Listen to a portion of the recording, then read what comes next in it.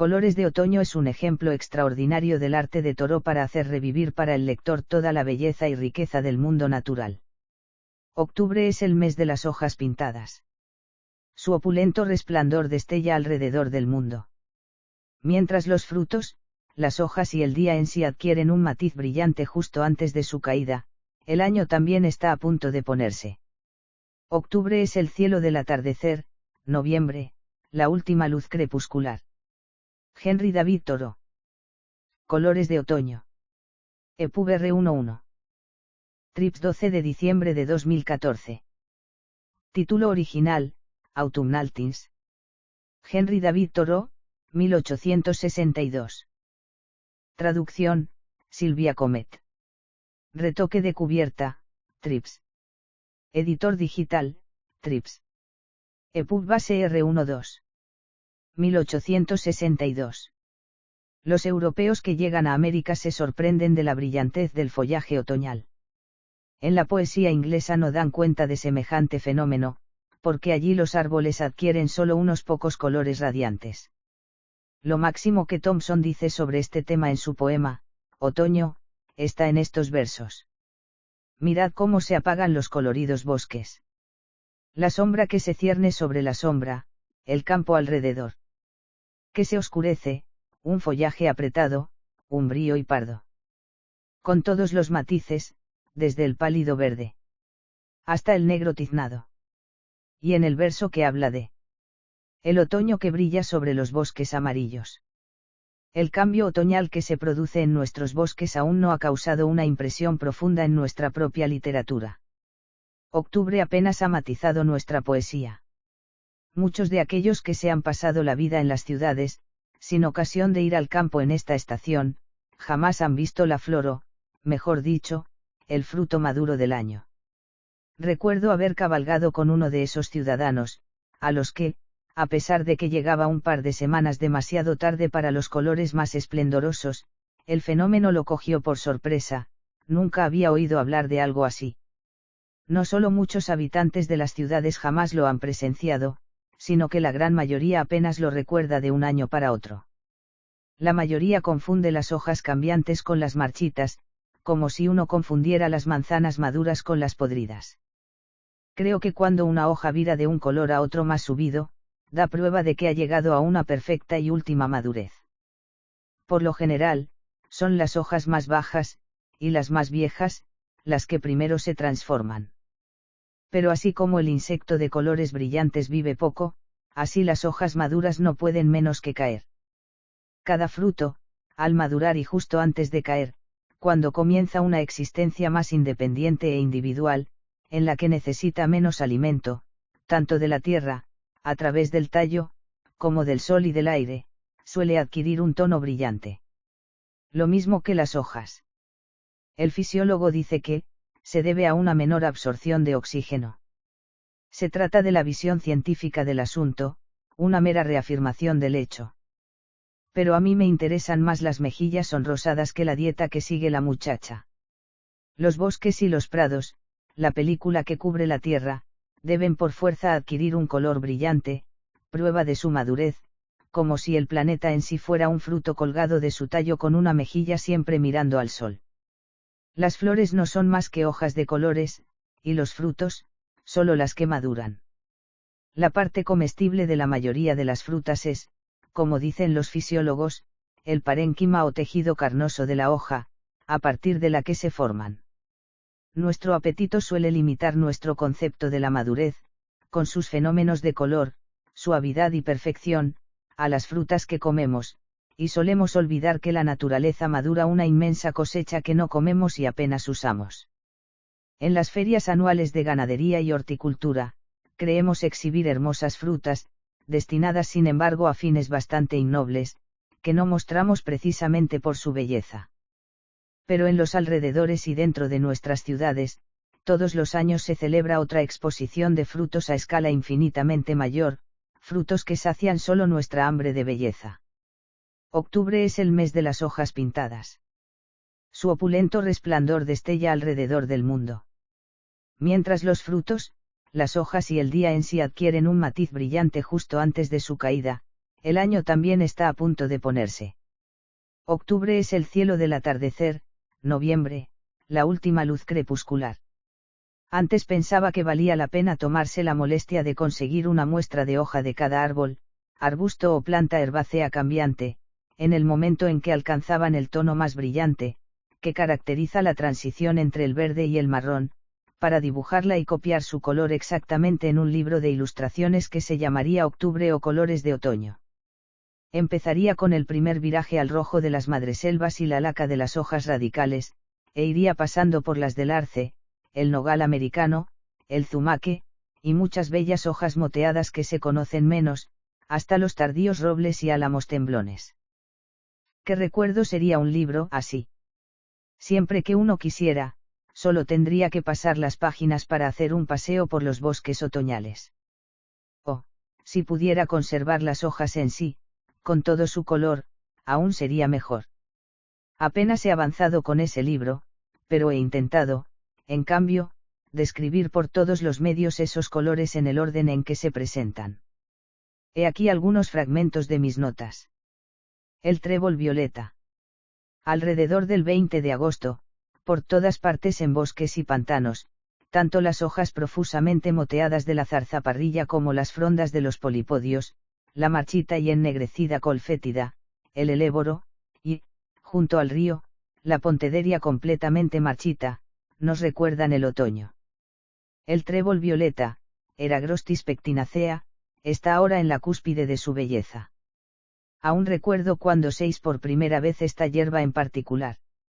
Estaba en una ladera cerca de nuestro río y divisé, a unos 700 o 1000 metros de distancia, una franja violácea de unos 150 metros de largo en el borde del bosque, allí donde el terreno descendía hacia un prado.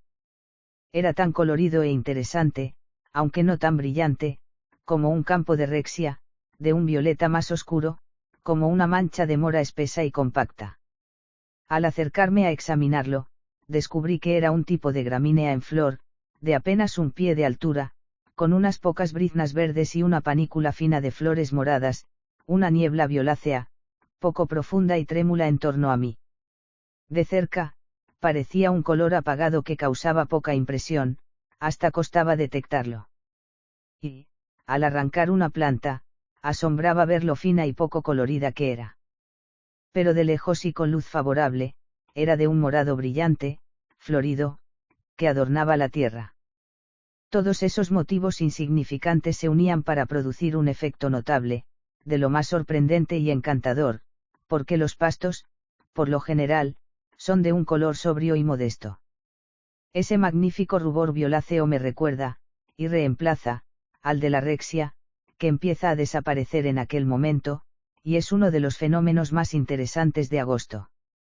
Los macizos de rexia crecen en amplias franjas u orillos de tierra al pie de las montañas áridas, justo encima de los prados, donde el codicioso segador no se digna agitar su guadaña, porque se trata de un pasto pobre, que ni siquiera se nota. O, quizá, porque es tan bella que no sabe que existe, su ojo no se digna mirar ni las melastomatáceas ni el fleo de los prados. Sino que escoge cuidadosamente el heno y los pastos más nutritivos que crecen a su lado, como forraje para su buen ganado, y deja esta bella niebla morada para cosecha del paseante.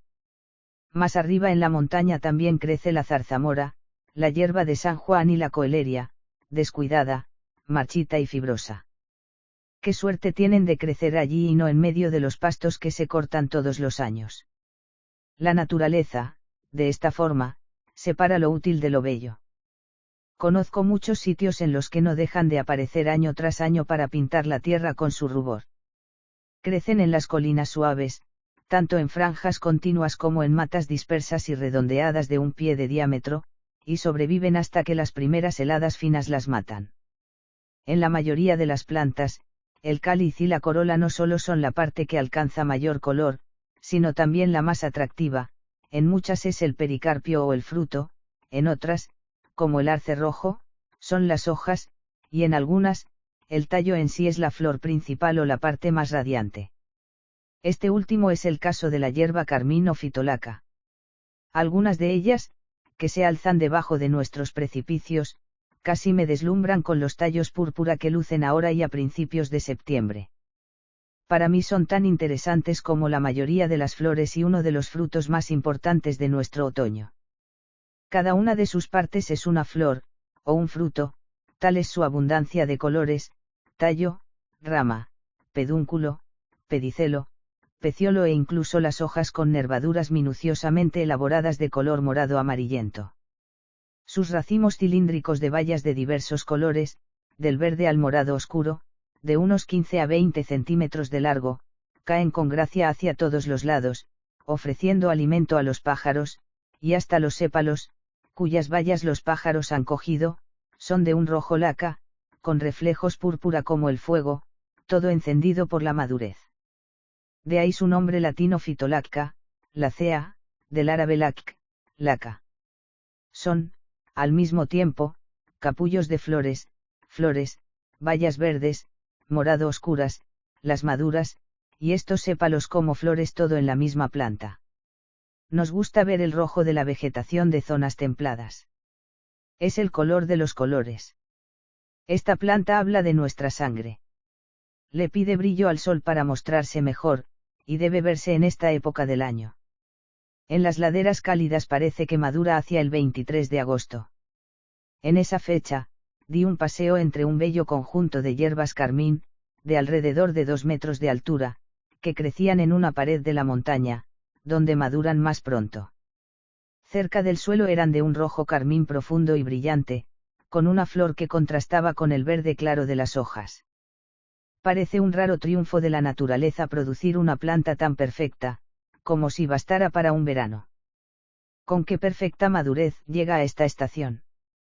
Es el símbolo de una vida exitosa que concluye con una muerte nada prematura, ornamento a su vez de la naturaleza. Ojalá maduráramos tan perfectamente, raíz y ramas brillando en medio de nuestra decadencia, como la hierba carmín. Confieso que me excita contemplarla. Corté una para bastón, porque me gusta tocarla y apoyarme en ella. Me encanta apretar las bayas con los dedos y ver cómo el jugo me mancha la mano. Caminar entre estos toneles enmarañados de ramas moradas, que conservan y tamizan el resplandor de una puesta de sol, todo un placer para la vista, en lugar de contar las tuberías de un muelle de Londres. ¡Qué privilegio! Porque el añejamiento de la naturaleza no está restringido a la vid. Nuestros poetas han cantado al vino, un producto de una planta foránea que por lo general nunca han visto, como si nuestras plantas no tuvieran más zumo que los trovadores. Esta planta, efectivamente, ha sido llamada la vid americana y, aunque originaria de América, sus jugos se han usado en algunos países lejanos para mejorar el color del vino. Así pues, el poetastro quizá celebre las virtudes de la hierba carmín sin saberlo. Aquí hay suficientes bayas para pintar de nuevo el cielo occidental y, si uno lo desea, celebrar una bacanal. ¿Y qué flautas se podrían hacer con sus tallos sanguíneos para acompañar semejante danza? Es una planta auténticamente majestuosa. Me podría pasar el crepúsculo del año cavilando entre los tallos de la hierba carmín y, tal vez, en medio de estos bosquecillos surgiría alguna nueva escuela filosófica o poética. Dura hasta finales de septiembre. En la misma época, o cerca de finales de agosto, también está en su esplendor otro género de gramínea que me resulta muy interesante, el Andropogon. El Andropogon furcatus, llamado digitaria, el Andropogon scoparius, o tallo azul, y el Andropogon, llamado ahora sorghum, nutanso maíz guinea. La primera es una gramínea muy alta y lozana de tallo hueco, de entre 1 y 2 metros de altura, rematado con 4 o 5 espigas que se elevan hacia lo alto como si fueran dedos.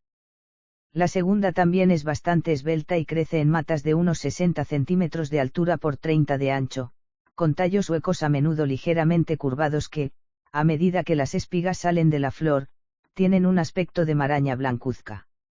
Es notable la presencia de estos dos pastos en suelos secos y arenosos y en las laderas de las montañas. Los tallos de ambas, por no mencionar sus bellas flores, tienen un matiz violáceo, y ayudan a señalar la madurez del año. Tal vez sienta tanta simpatía hacia ellas porque el agricultor las desprecia y ocupan un suelo estéril y abandonado. Son muy coloridas, como uvas maduras, y expresan una madurez que la primavera apenas sugiere. Solo el sol de agosto puede bruñir así estos tallos y hojas. El agricultor hace ya tiempo que ha segado el heno de las tierras altas y ni se digna acercar su guadaña al lugar en el que estas lozanas gramíneas silvestres al fin han dado sus escasas flores. A menudo se ven espacios de suelo arenoso y pelado entre ellas.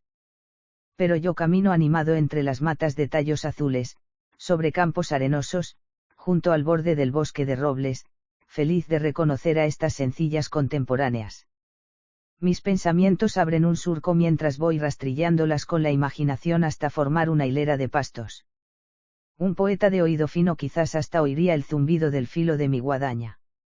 Estas dos gramíneas fueron casi las dos primeras que aprendí a distinguir, y, como no sabía cuántas amigas me rodeaban, las tomé por hierbas corrientes. El morado de sus tallos me entusiasma tanto como el de la fitolaca. Pensad qué buen refugio son para uno, antes de que acabe agosto, del comienzo de las clases y de la sociedad que lo aísla. Puedo ocultarme entre las matas de tallos azules en los confines de los grandes pastizales. Y por las tardes, cada vez que paseo, la Digitaria se alza como un guía que dirige mis pensamientos por senderos más poéticos que los recorridos últimamente.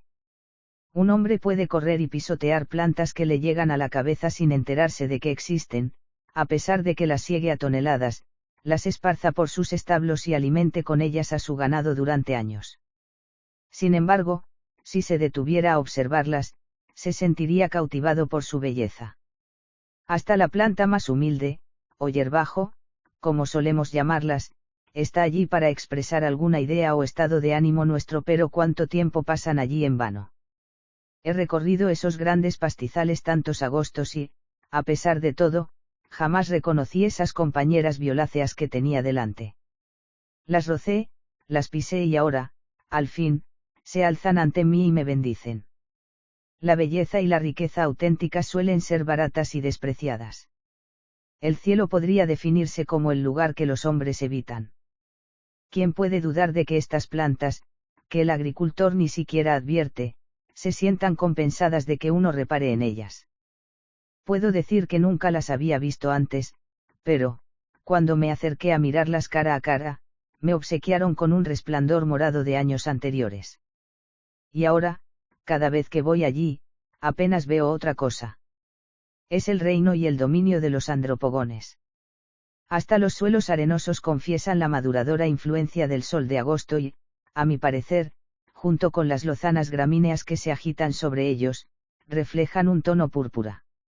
Unos suelos carmín, consecuencia de todos los rayos de sol absorbidos por los poros de las plantas y la tierra. Toda la savia o sangre es ahora color granate.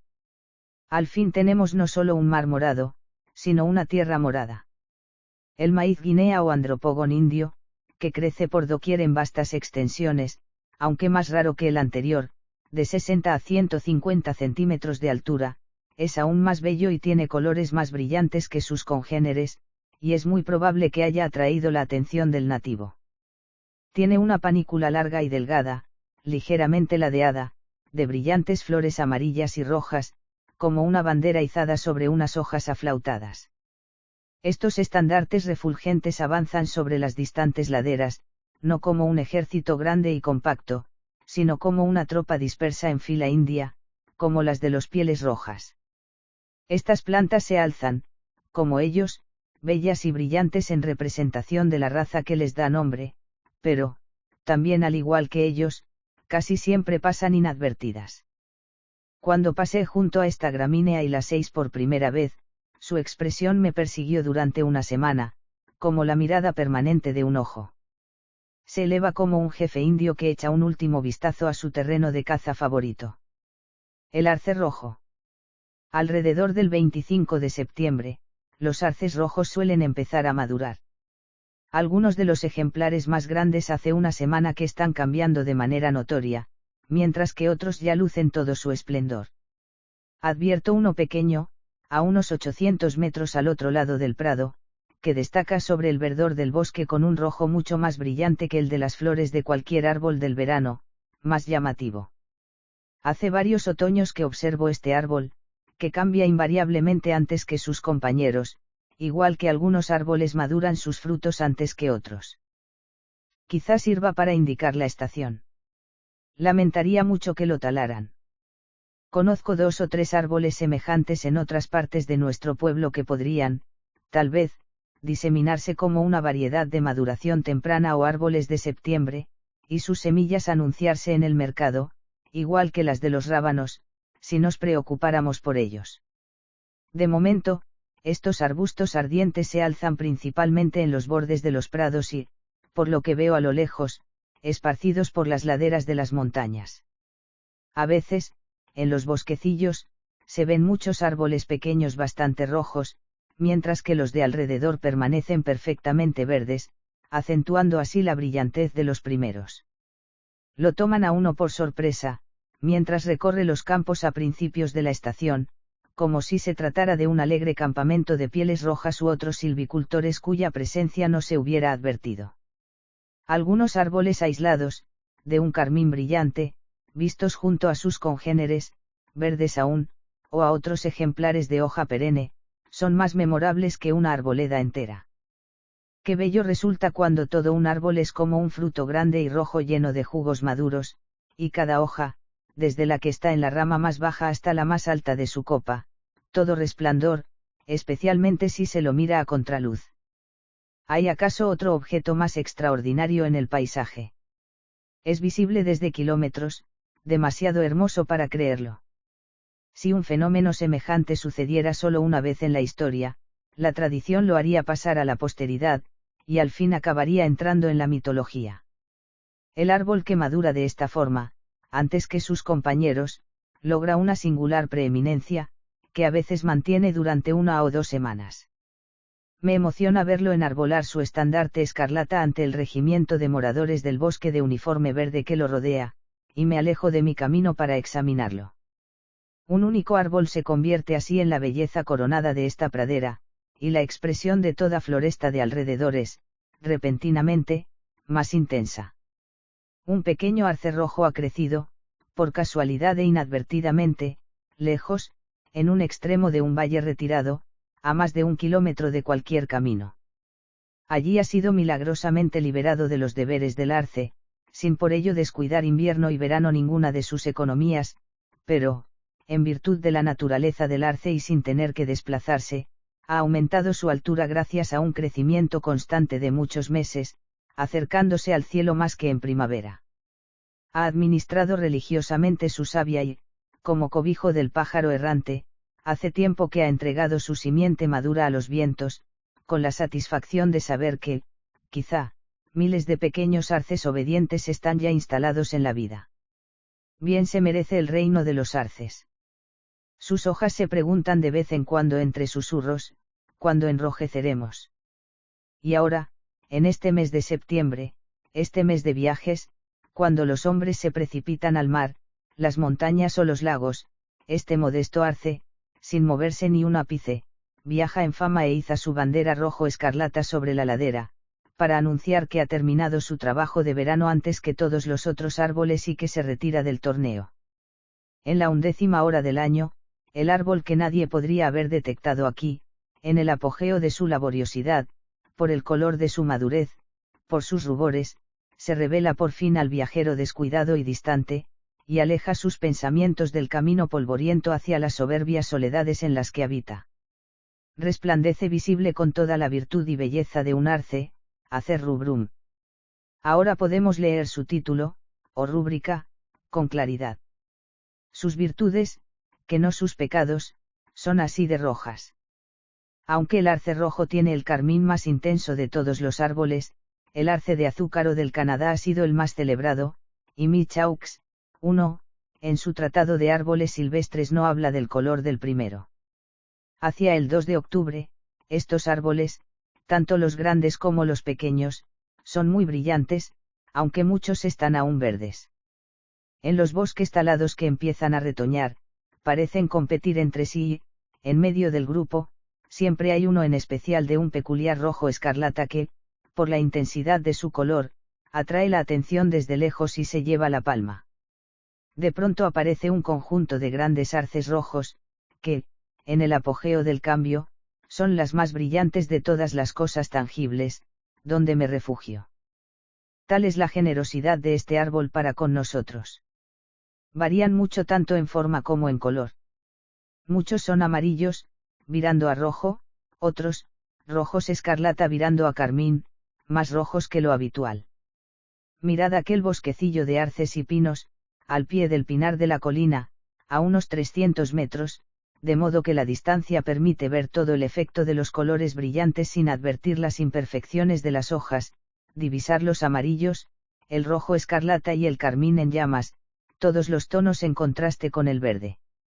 Algunos árboles conservan aún su verdor, las puntas del follaje apenas coronadas de amarillo o carmín, como los bordes de las avellanas, otros ya lucen un completo rojo brillante que irradia haces regulares en todas direcciones, bilateralmente, como las nervaduras de una hoja, algunos, de formas más irregulares, cuando vuelvo apenas la cabeza y queda oculto el tronco, de modo que desaparece su apoyo en la tierra, parecen sostenerse pesadamente copa sobre copa, como nubes amarillas y rojas, o corona sobre corona, como copos de nieve flotando en el aire y acumulados por el viento.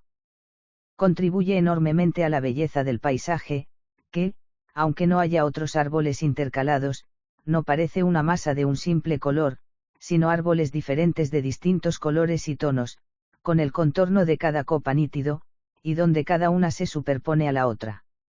Sin embargo, un pintor apenas se atrevería a diferenciarlos a 300 metros de distancia.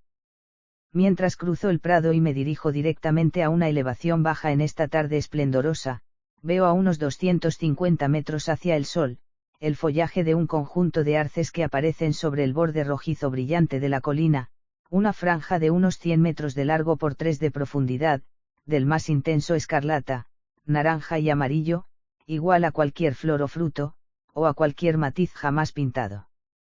A medida que avanzo, bajando por el borde de la colina que hace de primer plano o de borde inferior de este cuadro, aumenta la profundidad de este brillante bosquecillo, que se revela poco a poco y sugiere que todo el valle rodeado de montañas está pintado de este color. Uno se pregunta si los alguaciles y los padres de nuestro pueblo no han salido a ver lo que los árboles quieren decir con sus espléndidos colores y su exuberancia por miedo a que tramen alguna travesura. No comprendo qué hacían los puritanos en esta estación, cuando los arces llamean de carmín. Sin duda no rezaban en estos bosques.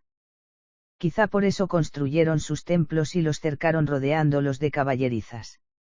El olmo. También el 1 de octubre, o algo más tarde, los olmos están en la cúspide de su belleza otoñal, majestuosas masas pardo-amarillentas, tibias aún por el calor de septiembre, que penden sobre la carretera. Tienen las hojas perfectamente maduras. Me pregunto si hay alguna madurez sensata en la vida de los hombres que viven a su sombra. Mientras miro nuestra calle, bordeada de olmos, estos me recuerdan tanto por su forma como por su color a los haces de trigo, como si la siega se hubiera adentrado en el pueblo y al fin pudiéramos esperar cierta madurez y sabor en los pensamientos de sus gentes. Bajo el susurrante follaje amarillo, listo para caer sobre la cabeza de los paseantes, ¿cómo es posible que puedan imponerse ideas toscas o inmaduras?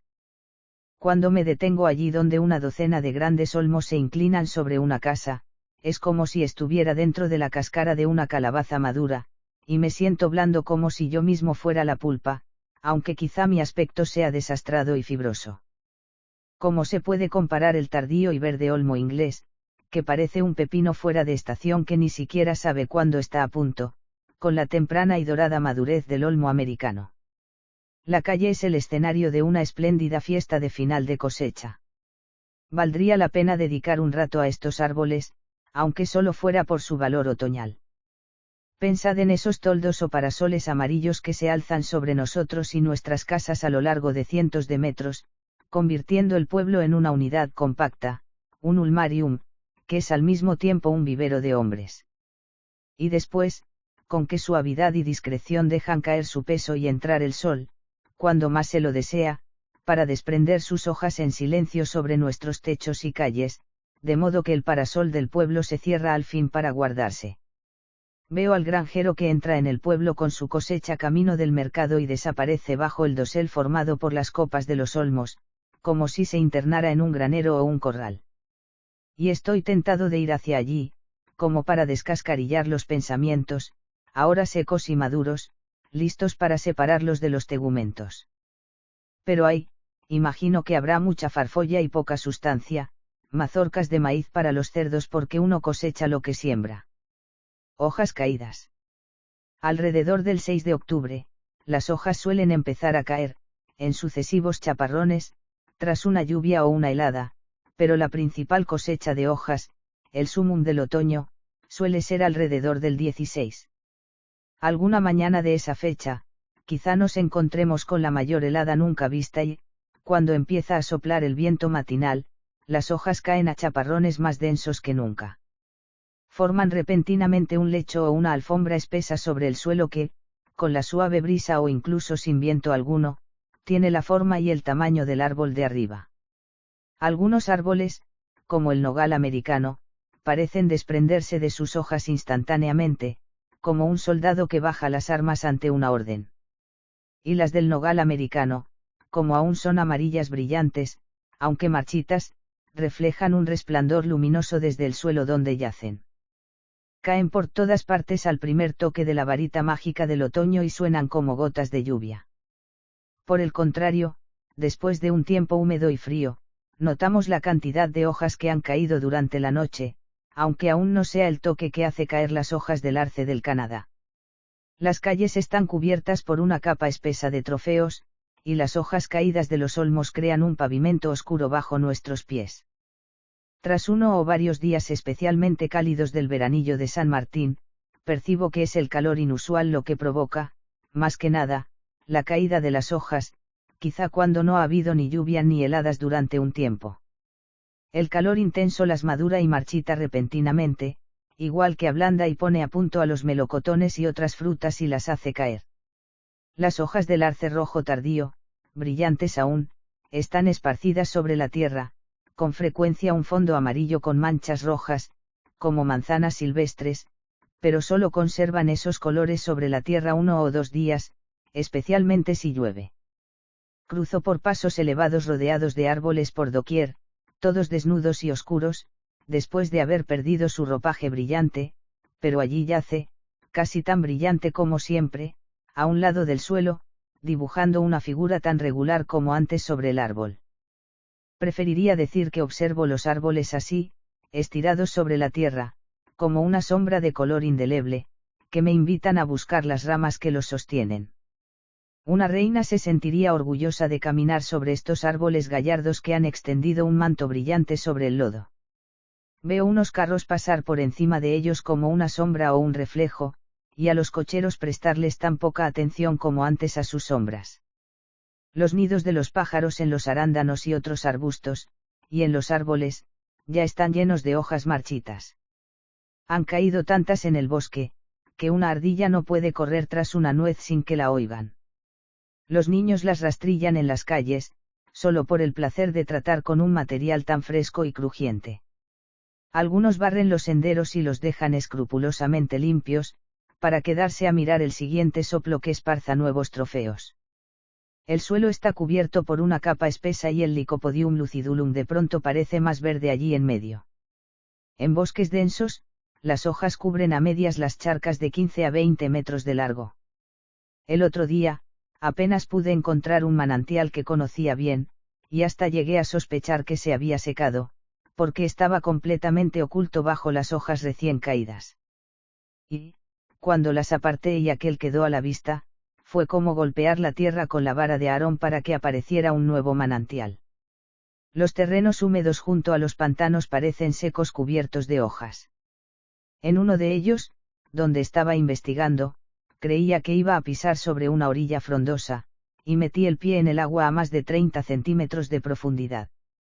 Cuando voy al río al día siguiente de la gran caída de hojas, el 16, me encuentro con mi barca toda cubierta, fondo y asientos incluidos, por las hojas del sauce dorado bajo el que está amarrada, y zarpo con una carga que cruje bajo mis pies. Si la vacío, mañana volverá a estar llena. No las considero desperdicios que haya que tirar, sino que las acepto como paja o una esterilla apropiada para el fondo de mi carruaje. Cuando entro en la embocadura de la Sabet, que es boscoso, toda una flota de hojas me recibe en la superficie, como si estuvieran saliendo del mar, con espacio para dar bordadas, pero, junto a la orilla, un poco más allá, son más espesas que la espuma y casi llegan a ocultar el agua a lo ancho de 5 metros, debajo y entre los alisos, los cefalantos y los arces, perfectamente secas aún, livianas y con la fibra tensa, y, en un recodo rocoso, donde se reúnen y el viento de la mañana las detiene. A veces forman una especie de media luna amplia y densa que cruza casi todo el río. Cuando viro la proa hacia allí y la ola que forma las golpea, oigo el placentero susurro que producen estas sustancias secas al entrechocar unas con otras. A menudo es solo esta ondulación lo que permite ver el agua que hay debajo. Este susurro también delata cada movimiento de la tortuga de bosque en la orilla. Incluso en medio del canal, cuando aumenta el viento, las oigo silbar con un susurro. Más arriba, giran y giran lentamente en un gran remolino que forma el río, a la altura de las coníferas, donde el agua es más profunda y la corriente las arrastra a la orilla. Tal vez, por la tarde de aquel día, cuando las aguas están perfectamente calmas y llenas de reflejos, remo con suavidad por el brazo principal y, río arriba por el Asabet, llego a una caleta silenciosa, donde inesperadamente me veo rodeado por millares de hojas, como si fueran compañeras de viaje con el mismo propósito, o falta de propósito, que yo. Mirad esa gran flota de hojas barco dispersas entre las que remamos por la bahía de este río plano, cada una de ellas curvada hacia arriba gracias al talento del sol, cada nervadura rígida, como las canoas de piel, con todos los posibles dibujos, probablemente como la barca de Caronte navegando entre las demás, algunas con proas y popas elevadas, como los majestuosos navíos de la antigüedad, que avanzaban despacio sobre las aguas mansas, o como las densas ciudades flotantes chinas, en las que uno se pierde como al entrar en alguna feria de Nueva York o de Cantón, por lo abigarrado del conjunto. Con qué suavidad han sido depositadas sobre las aguas. Sin ninguna violencia, aunque, quizá, algunos corazones palpitantes estuvieron presentes en la botadura. Hay también patos coloridos, el espléndido pato americano, que a menudo sale a navegar entre las hojas pintadas, corbetas de un modelo aún más noble. Qué saludables tisanas habrá ahora en los pantanos. Qué generosos aromas medicinales de las hojas en descomposición. La lluvia que cae sobre las hierbas y las hojas recién secadas que llenan las charcas y las zanjas en las que han caído limpias y rígidas pronto se convertirá en una infusión, tés verdes, negros, marrones y amarillos, de todos los grados de intensidad, con fuerza suficiente para poner a toda la naturaleza a cotillear. Las bebamos o no, estas hojas, antes de que se extraiga toda su sustancia, secadas en la gran tetera de la naturaleza, tienen unos tonos tan delicados y puros como los que han hecho famosos a los tés orientales. Como se mezclan todas las especies, robles y arces, castaños y abedules. Pero la naturaleza no se recarga de ellas, es un perfecto granjero que las almacena a todas. Imaginad qué inmensa cosecha es derramada cada año sobre la tierra. Esta, más que ningún grano o semilla, es la gran recolección del año. Los árboles devuelven a la tierra con intereses lo que han tomado de ella. Están a punto de añadir una capa de hojas a la profundidad del suelo. Mientras converso con un hombre que me habla sobre el azufre y los costes de transporte, pienso que de esta bella forma la naturaleza obtiene el mantillo. Gracias a esta descomposición todos somos más ricos. Me interesa más este cultivo que el césped inglés o el grano. Prepara el humus virgen para futuros maizales y bosques con los que la tierra prospera. Mantiene nuestra casa en buenas condiciones. En cuanto a diversidad de belleza no hay cultivo que pueda comparársele. Aquí no se trata solo del mero amarillo de los granos, sino casi de todos los colores que conocemos, sin exceptuar el azul más brillante, el arce temprano ruborizado, el zumaque venenoso enarbolando sus pecados escarlata, la morera, el rico amarillo cromado de los álamos, el rojo brillante de los arándanos que pinta el fondo de las montañas.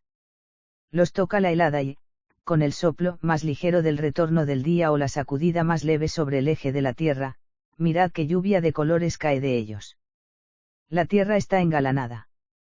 Y, a pesar de todo, las hojas siguen viviendo allí en el suelo, a cuya fertilidad y volumen contribuyen, y en los bosques de los que vienen. Caen para elevarse, para subir más alto en los próximos años, por medio de una química sutil, trepando por la savia a los árboles y a los primeros frutos que caen de los árboles jóvenes, transmutadas al fin en una corona que, al cabo de los años, las convierte en el monarca de los bosques. Es agradable caminar sobre este lecho de hojas fresco y crujiente. Con qué belleza se retiran a su sepultura. Con qué suavidad yacen y se convierten en mantillo, pintadas de 1000 colores, perfectas para ser el lecho de nosotros, los vivos. Así desfilan hacia su última morada, ligeras y juguetonas. No caen sobre las hierbas, sino que corretean alegres por la tierra, eligen un terreno, sin vallas de hierro, susurrando por todos los bosques de los alrededores. Algunas eligen el sitio donde hay hombres que yacen debajo enmoheciendo y se reúnen con ellos a medio camino. Cuántas revolotean antes de descansar en silencio en sus tumbas. Ya han volado tan alto que vuelven al polvo con enorme satisfacción y se depositan allí abajo, resignadas a yacer y a descomponerse al pie del árbol para ocuparse de la alimentación de las nuevas generaciones de su especie y volver a ondear en lo alto. Nos enseñan a morir. Uno se pregunta si llegará el momento en que los hombres, con su presuntuosa fe en la inmortalidad, yazcan con la misma elegancia y madurez, y, en un veranillo de San Martín como aquel, se desprendan de sus cuerpos como de sus cabellos y sus uñas. Cuando caen las hojas, toda la tierra se convierte en un agradable cementerio al que entrar. Me encanta pasear y cavilar sobre sus sepulturas. Aquí no hay epitafios vanos. Y que si uno no tiene su sepulcro en Mount Auburn. La tumba seguramente estará preparada en algún rincón de este extenso cementerio, consagrado desde tiempos inmemoriales. Aquí no hace falta asistir a una subasta para asegurarse un sitio. Hay suficiente lugar. Las prímulas florecerán y el pájaro de los arándanos cantará sobre vuestros huesos. El leñador y el cazador serán vuestros sacristanes, y los niños pisarán los canteros tanto como quieran. Entremos en el cementerio de las hojas, el auténtico cementerio de la floresta. El arce de azúcar. Pero no creáis que el esplendor del año ha acabado, porque así como una flor no hace primavera, tampoco una hoja caída hace un otoño. El más pequeño de los arces de azúcar de nuestra calle hace un despliegue espectacular a partir del 5 de octubre, mucho más pronto que cualquier otro árbol del lugar. Miro por la calle principal y parecen pantallas pintadas, instaladas delante de las casas, aunque muchos tienen aún las hojas verdes. Pero ahora, o más hacia el 17 de octubre, cuando casi todos los arces rojos y algunos arces americanos están desnudos, los grandes arces de azúcar están en su esplendor, con un fulgor amarillo y rojo, desplegando unos matices inesperadamente brillantes y delicados. Es notable el contraste que a menudo ofrecen entre el rojo profundo de una mitad y el verde de la otra. Se convierten por fin en densas masas de amarillo intenso con un rubor escarlata oscuro, o más que un rubor, en las superficies expuestas. Son ahora los árboles más brillantes de la calle. Los más grandes de nuestra plaza mayor son especialmente bonitos. Un amarillo delicado, pero más cálido que el dorado, es ahora el color dominante, con las mejillas coloradas. Sin embargo, si uno los mira desde el lado este de la plaza justo antes de la puesta del sol, cuando la luz de poniente se filtra entre ellos, ve que su amarillo uniforme, comparado con el limón claro de un olmo cercano, viene a ser una especie de rojo, y eso sin que se noten las partes rojizas. Por lo general, son grandes masas ovaladas amarillas y rojas. Parece como si las hojas absorbieran toda la tibieza del sol de la estación, del veranillo de San Martín. Las hojas más bajas e internas, junto al tronco, son, como de costumbre, del más delicado amarillo y verde, como el cutis de los jóvenes criados en casa. Hoy hay una subasta en la plaza, pero la bandera roja apenas se ve entre este resplandor de color. Los fundadores del pueblo apenas se imaginaron semejante éxito cuando trajeron de otras partes del país algunos troncos rectos con la copa cortada, y los llamaron arce de azúcar, y, si mal no recuerdo, una vez plantados, un empleado de comercio sembró alubias alrededor, para divertirse. Los que en broma se llaman hoy en día, troncos de alubias, son de lejos los objetos más notables de nuestras calles. Todos valen mucho más de lo que han costado, a pesar de que uno de los concejales, mientras los plantaba, cogió un resfriado que le causó la muerte, aunque solo sea porque han llenado de color los ojos abiertos de los niños tantos octubres. Ni se nos ocurriría pedir que nos concedieran un paisaje tan justo en otoño. La riqueza, en las casas, puede que sea herencia de unos pocos, pero en la plaza está equitativamente distribuida. Todos los niños por igual pueden deleitarse con esta cosecha dorada. Está claro que habría que plantar árboles en nuestras calles en vistas a su esplendor de octubre, pero dudo de que la Sociedad Botánica lo tenga en cuenta alguna vez. ¿No creéis que les da otra visión a los niños que se han criado bajo los arces? Cientos de ojos beben sin parar este color, y estos maestros pillan y educan hasta a los que hacen novillos en cuanto pisan la calle. En realidad, hoy en día en las escuelas no se enseña nada sobre el color ni al holgazán ni al estudioso. Pero estos en cambio, son los colores brillantes de la tienda del boticario y de los escaparates del pueblo. Es una lástima que ya no tengamos arces rojos ni nogales americanos en nuestras calles, porque nuestra caja de acuarelas está muy incompleta. En lugar, o además, de darles estas cajas de colores a los jóvenes, deberíamos ofrecerles estos tonos naturales. Donde, si no, podrían estudiar los colores con mayor ventaja. ¿Qué escuela de pintura puede competir con esto? Pensad en los ojos de todo tipo de pintores, de fabricantes de telas y papeles, de estampadores y tantos otros, que podrían educarse con estos colores otoñales. Los sobres de la papelería pueden ser de distintos colores, sin embargo, no son tan variados como las hojas de un solo árbol. Si uno quiere un matiz o tono diferente de determinado color, lo único que tiene que hacer es examinar desde dentro, o desde fuera, el árbol o el bosque. Estas hojas no se meten todas en un mismo tinte, como en una tintorería, sino que están matizadas por todo el espectro infinitamente diverso, y puestas allí a secar. ¿Acaso los nombres de tantos colores no siguen derivando de esos lugares lejanos e ignotos, como amarillo de Nápoles, azul de Prusia, siena, ocre, amarillo resina? Sin duda el púrpura de Tiro ya se habrá desteñido a estas alturas. O de triviales, en comparación, artículos comerciales como el chocolate, el limón, el café, la canela, el burdeos, ¿compararíais el nogal americano con un limón, o un limón con el nogal americano? O de minerales y óxidos que muy pocos hemos visto alguna vez. ¿Acaso cuando describimos a nuestros vecinos el color de algo que hemos visto, nos referimos a ello con el ejemplo de algún objeto cercano o con el de un lugar de la Tierra que está en la otra punta del planeta y que probablemente encontrarán en la botica pero que nunca llegarán a ver? ¿Acaso no tenemos una tierra bajo nuestros pies, sí, y un cielo sobre nuestra cabeza? ¿O es muy poco azul ultramarino? ¿Qué sabemos de los zafiros, las amatistas, las esmeraldas, los rubíes, el ámbar y cosas por el estilo? La mayoría de quienes pronunciamos esos nombres en vano. Dejemos esas palabras preciosas para los vigilantes de museos, los virtuosos y las damas de honor, para los nobles, los maharajas, las princesas del Indostán o cualquier otro. No veo por qué, desde que se ha descubierto América y sus bosques de otoño, nuestras hojas no pueden competir con las piedras preciosas para darles nombre a los colores, y, efectivamente, creo que con el correr del tiempo, los nombres de nuestros árboles y arbustos, así como el de las flores, entrarán en la nomenclatura popular cromática. Pero mucho más importante que el conocimiento de los nombres y la distinción de los colores, es el placer y el júbilo que esas hojas coloridas producen. Esos árboles brillantes de la calle, sin otras variedades presentes, equivalen, como mínimo, a un festival anual o a una semana entera de celebraciones.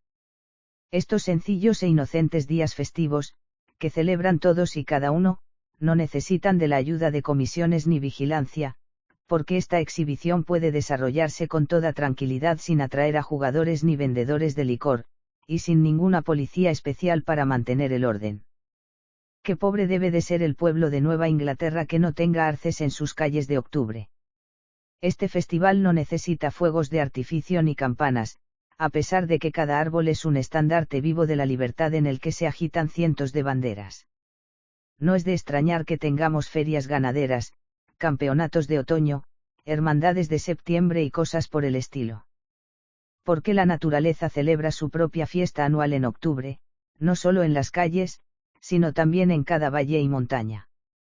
Hace un tiempo, cuando veíamos un bosquecillo de arces rojos resplandeciente, en el que los árboles se ponían sus ropajes más deslumbrantes, no nos imaginábamos a 1 millar de gitanos debajo, una raza capaz de disfrutar con lo salvaje, o incluso la vuelta a la tierra de sátiros y ninfas legendarios. O solo se nos ocurría pensar en una reunión de leñadores o propietarios que inspeccionaban sus tierras. E incluso antes, cuando remábamos por el río en medio del aire de grano fino de septiembre, no parecía que hubiera algo nuevo bajo la chispeante superficie del agua, una especie de sacudida, al menos, que hacía que nos diéramos prisa para llegar a tiempo. Las hileras de sauces y cefalantos amarillentos a ambos lados, no parecían una fila de casetas, bajo las cuales, quizá, burbujeara un nuevo ser fluvial e igualmente amarillo. ¿No sugería acaso todo esto que el ánimo del hombre fuera a elevarse tan alto como la naturaleza, a desplegar su bandera y a dejar que una análoga expresión de placer y júbilo interrumpiera la rutina de su vida? Ningún desfile ni formación de tropas, ninguna celebración con sus uniformes y estandartes pueden atraer al pueblo una milésima parte del esplendor anual de nuestro octubre. Solo tenemos que plantar árboles, dejarlos y la naturaleza se ocupará de las coloridas vestiduras, banderas de todas las naciones, algunas de las cuales son símbolos privados apenas legibles para el botánico, mientras caminamos bajo los arcos triunfales de los olmos. Dejad que la naturaleza determine los días, sean o no los mismos que los de los estados vecinos, y que el clero lea sus proclamas, si es que pueden entenderlas. Contemplad lo majestuosa que es la bandera de la madreselva. ¿Qué comerciante de espíritu cívico, creéis, ha contribuido con esta parte de la exhibición? No hay pintura ni escultura más bella que esta enredadera, que cubre todo el lado de algunas casas. Creo que ni la hiedra perenne puede compararse con ella. No me sorprende que la hayan introducido ampliamente en Londres. Dejadnos, pues, con todos estos arces, olmos y robles colorados, digo yo. Brillad. ¿Acaso todo el colorido que un pueblo puede exhibir es esa sucia bandera del cuartel? Un pueblo no está completo a menos que tenga árboles que señalen las estaciones. Son tan importantes como la torre del reloj. Nadie pensará que un pueblo que carezca de ellos pueda funcionar bien. Le falta un tornillo, una pieza esencial. Ojalá tengamos sauces para la primavera, olmos para el verano, arces, nogales y nisas para el otoño, árboles de hoja perenne para el verano y robles para todas las estaciones.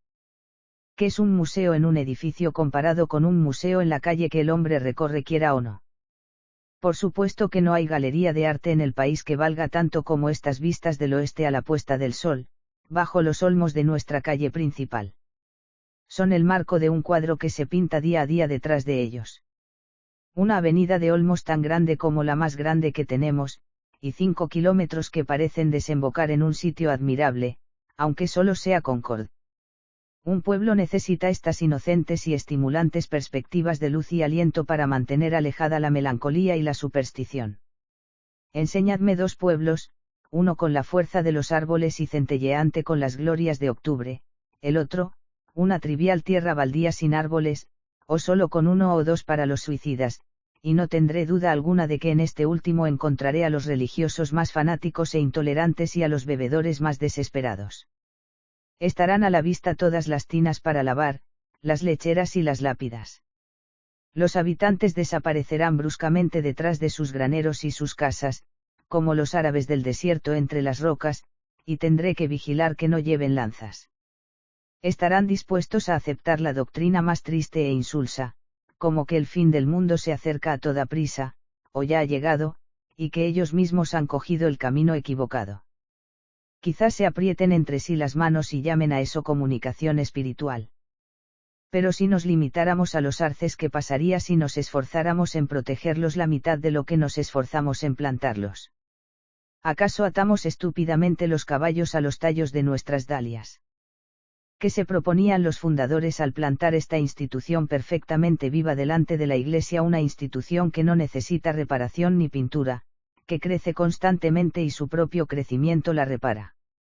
Seguramente. Trabajaron con una triste sinceridad. Sin poder liberarse de Dios. Plantaron, aunque no lo sabían, el árbol de la conciencia para que floreciera su belleza. En verdad, estos arces son predicadores fáciles, siempre en el mismo sitio, que dicen sus sermones durante medio siglo, un siglo y medio, cada vez con mayor unción e influencia, como pastores de muchas generaciones de hombres, y lo menos que podemos hacer es proporcionarles colegas adecuados cuando empiezan a enfermar. El roble colorado. Sospecho que algunas hojas del roble colorado, que pertenece a un género notable por la belleza de sus formas, superan en riqueza y en la silvestre hermosura de sus contornos a todos los demás robles. Lo considero así por el conocimiento que tengo de unas 12 especies y por los dibujos que he visto de muchas otras. Hay que pararse debajo de este árbol y ver con qué delicadeza se recortan sus hojas contra el cielo, como si fueran unas pocas puntas afiladas que se extienden desde el centro de la nervadura. Parecen dobles, triples o cuádruples cruces. Son mucho más etéreas que las hojas de roble menos festoneadas. Tienen una frondosidad tan poco, tierra firme, que parece confundirse con la luz y apenas obstruye la vista. Las hojas de las plantas muy jóvenes, como las de los robles adultos de otras especies, son más enteras, sencillas y abultadas en su forma, pero estas, en lo alto de los árboles viejos, han resuelto su problema de frondosidad. Elevadas cada vez más alto, y cada vez más nobles, desechando año tras año cierto espíritu prosaico para cultivar una mayor intimidad con la luz, tienen al fin la mínima cantidad posible de materia terrosa y una mayor comprensión y alcance de las influencias celestiales. Allí bailan entrelazadas con la luz, girando con galanura sobre espacios fantásticos cual pareja perfecta en un salón aéreo. Están tan íntimamente confundidas con la luz, que con su esbeltez y superficies satinadas, en la danza apenas se puede distinguir qué es luz y qué es hoja. Y cuando el céfiro no sopla, la mayoría son una espléndida tracería de las ventanas del bosque. Vuelvo a impresionarme con su belleza cuando, un mes más tarde, forman una capa espesa que cubre el suelo de los bosques, apiladas una sobre otra bajo mis pies. En lo alto son marrones, pero debajo, moradas. Con los estrechos lóbulos y los audaces festones que llegan casi al centro, sugieren que debe ser un material barato o, por el contrario, exageradamente caro, para que se lo elimine con tanta prodigalidad. O tal vez nos parezcan los restos del material con el que se han troquelado las hojas. Efectivamente, cuando las veo caídas unas sobre otras, me recuerdan a una pila de trozos de latón. O llevarse una a casa y estudiarla de cerca a placer, junto al fuego. Se trata de un tipo que no corresponde a ningún carácter de Oxford, no tiene forma de punta de flecha ni tampoco aparece en la piedra de Rosetta, pero, si alguna vez llegáramos a tallar piedra en este pueblo, estaría destinada a ser esculpida. ¡Qué diseño libre y grato! ¡Qué combinación elegante de curvas y ángulos! La mirada se posa con igual deleite en lo que es hoja que en lo que no lo es, en las curvas amplias, libres y abiertas, y en los lóbulos largos, afilados, de puntas erizadas. Si se trazara una sencilla línea ovalada uniendo todos los vértices, la hoja entera quedaría dentro de ella, pero cuanto más generosa es, con su media docena de festones profundos, en los que se detiene la mirada y el pensamiento de quien la contempla. Si fuera un dibujante consumado, pondría mis pupilas en el empeño de copiar estas hojas, que aprendería a dibujar con firmeza y finura. Si fueran agua, serían como una laguna con unos 6 promontorios redondeados que se extienden cerca del centro, la mitad a cada lado, mientras que sus acuosas bahías se internarían tierra adentro, como estuarios muy marcados en los que varios arroyuelos desembocaran una especie de archipiélago de frondas. Pero es más frecuente que hagan pensar en tierra, y, así como Dionisio y Plinio comparaban la forma del Peloponeso con la de la hoja de la higuera, esta hoja me recuerda una bella isla salvaje del océano, con una extensa costa, que alterna bahías redondeadas con playas suaves y cabos rocosos y afilados, perfecta para ser habitada por el hombre y destinada a convertirse al fin en un centro de civilización. Para el ojo del marino, es un litoral muy accidentado. No es en realidad una orilla del océano aéreo sobre la que baten las olas feroces. Al mirar esta hoja, todos somos marineros y, ¿por qué no?, vikingos, bucaneros, filibusteros. Tanto nuestro amor al descanso como nuestro espíritu aventurero están contemplados en ella. Tal vez al echarle una ojeada muy rápida pensemos que, si logramos sortear esos cabos escarpados, encontraremos un abrigo más calmo y seguro en las amplias bahías. ¿Qué diferencia con la hoja del roble blanco, con sus cabos redondeados que no necesitan faro alguno? Esta es como una Inglaterra en la que puede leerse su larga historia civil. Aquella, como una isla de Terranova o de Célebes aún sin colonizar. ¿Por qué no vamos para ser allí rajas? Alrededor del 26 de octubre, cuando sus congéneres por lo general ya están marchitos, los grandes robles colorados están en su esplendor.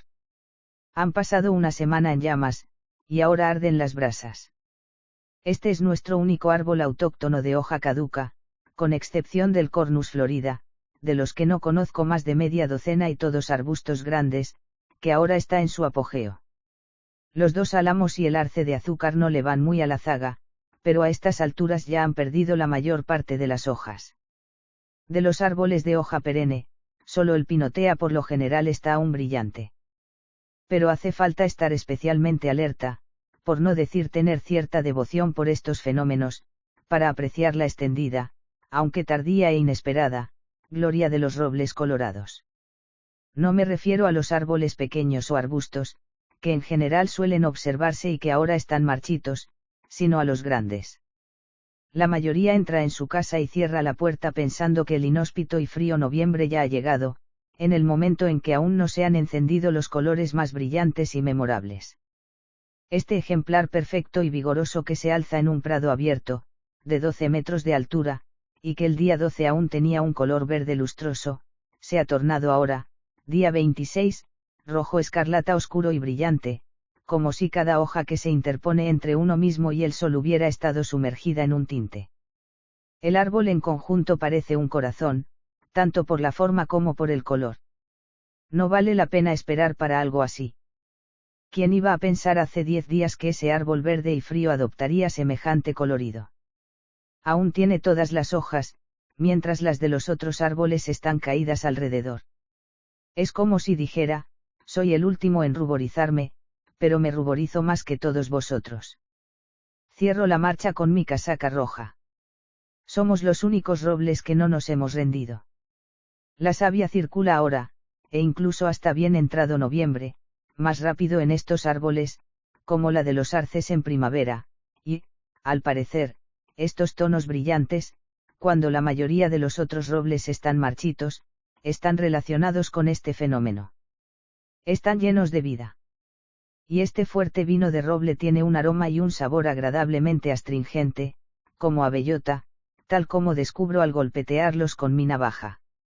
Si miramos al otro lado del valle boscoso, de unos 400 metros de ancho, vemos todo el esplendor de esos robles colorados, envueltos en pinos, con sus brillantes ramas escarlata íntimamente entrelazadas. Es allí donde el efecto es completo. Las ramas de los pinos son el cáliz verde de estos pétalos rojos. Mientras recorremos un camino del bosque, el sol golpea de lleno desde un extremo, ilumina las copas rojas de los robles, que a cada lado se confunden con el verde líquido de los pinos, y crea una escena maravillosa. En efecto, sin los árboles de hojas perennes como contraste, los colores de otoño perderían gran parte de su efecto.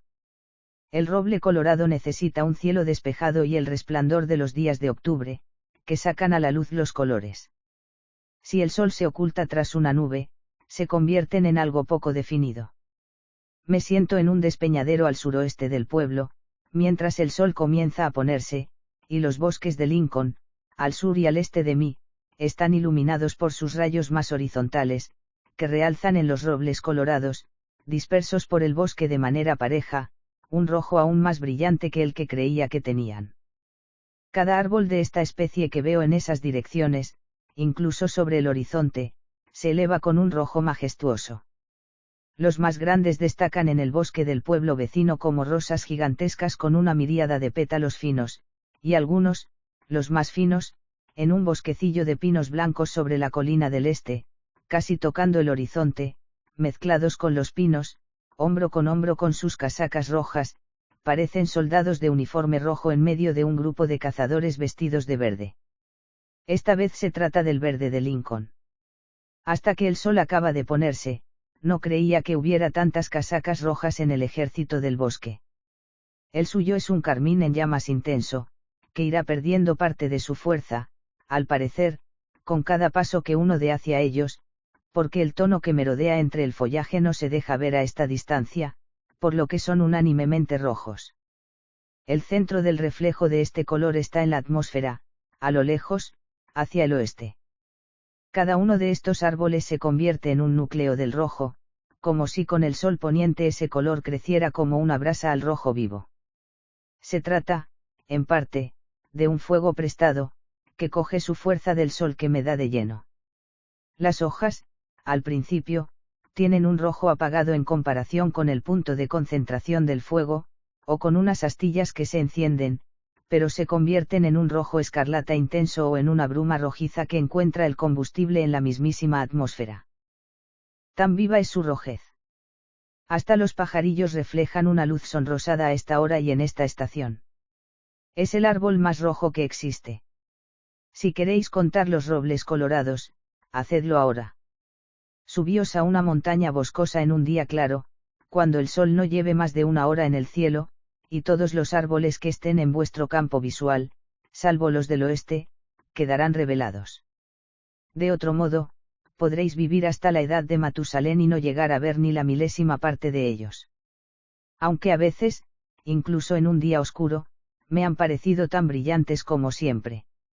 Al mirar hacia el oeste, sus colores se pierden en un derroche de luz, pero, en otras direcciones, todo el bosque es un jardín florido, en el que arden estas rosas tardías salpicadas en medio del verde, mientras los supuestos jardineros andan de un lado a otro, quizá justo debajo de ellas, con una pala y una regadera, y no ven más que unas pocas aster entre las hojas marchitas. Ellas son mis reinas margaritas, mis flores tardías de jardín. El jardinero no me cuesta nada.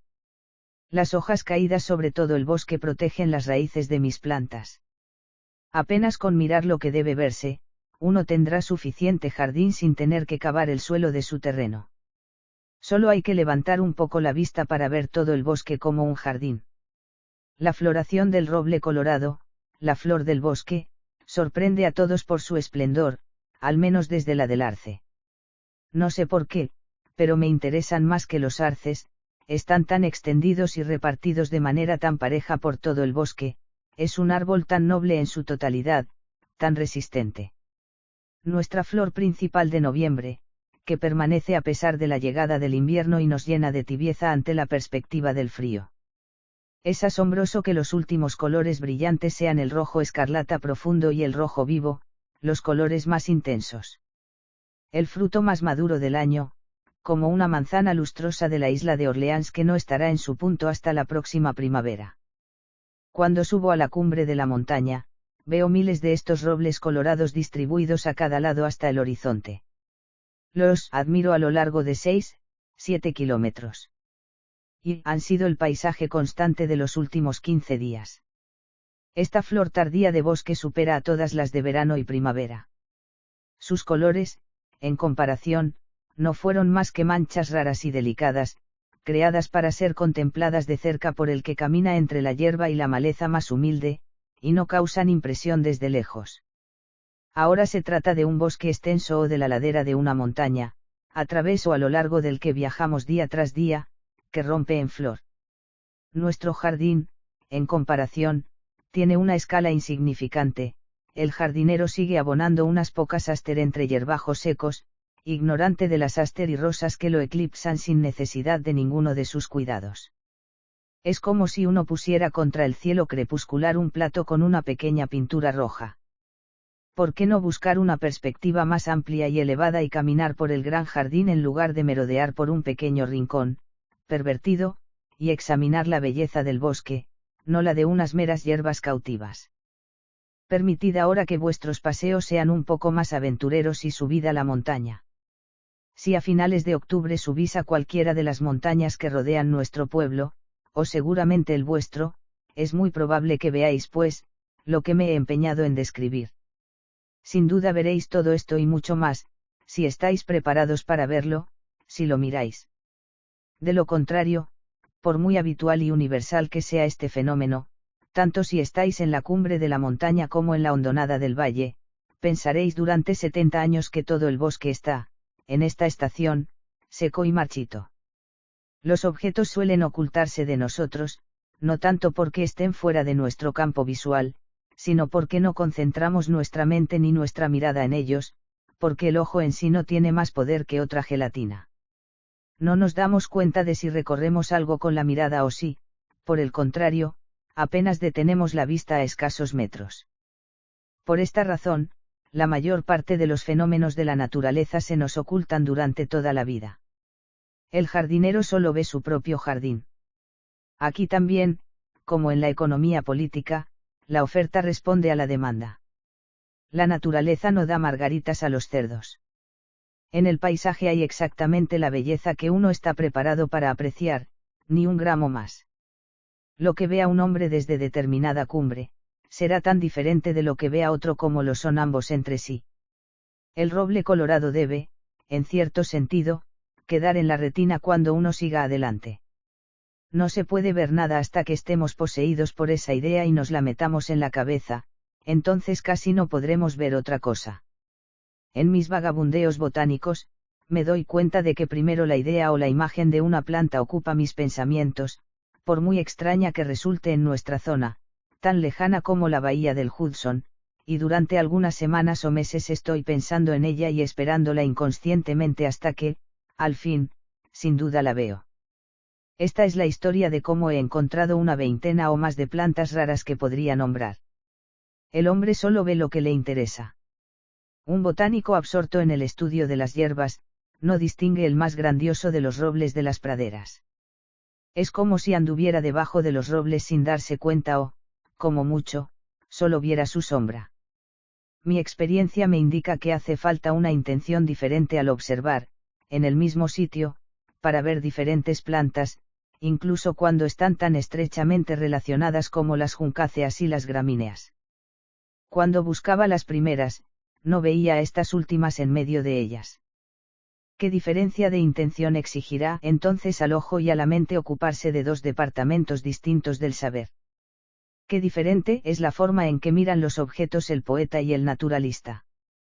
Tomemos a un concejal de Nueva Inglaterra, pongámoslo en la más alta de nuestras cumbres y digámosle que observe, que aguce la mirada todo lo que pueda, poniéndose las gafas más adecuadas, que use un catalejo, si lo desea, y que haga un informe completo. ¿Qué habrá visto? ¿Y qué habrá elegido ver? Desde luego que verá un espectro de Brocken de sí mismo. Por lo menos varios templos y, quizá, que alguien tendría que pagar más impuestos que él, puesto que tiene una extensión de bosque tan bonita. Ahora tomemos a Julio César, o a Emanuele Swedenborg o a un nativo de las Islas Fiji, y hagámoslo subir allí. O supongamos que están todos juntos y que después comparan sus notas. Parecerá que han disfrutado del mismo paisaje. Lo que vean será tan diferente como Roma del cielo y el infierno, o estos de las Islas Fiji. Que yo sepa, siempre tenemos a mano un hombre tan extraño como cualquiera de estos. Porque hace falta un buen tirador para abatir presas tan insignificantes como las agachadizas y las chochas. Debe saber cuál es su objetivo y a dónde apunta. Si dispara al azar al cielo porque le han dicho que las agachadizas vuelan por allí, tendrá muy pocas posibilidades.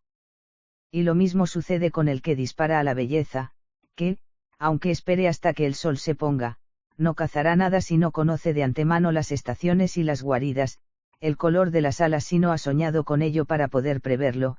Entonces, efectivamente, hace salir las presas a cada paso, les dispara al vuelo con los 2 cañones de la escopeta incluso en los maizales. El deportista se entrena, se viste y vigila sin descanso, carga y pone el cebo para su presa. Suplica que aparezca y ofrece sacrificios, así la consigue.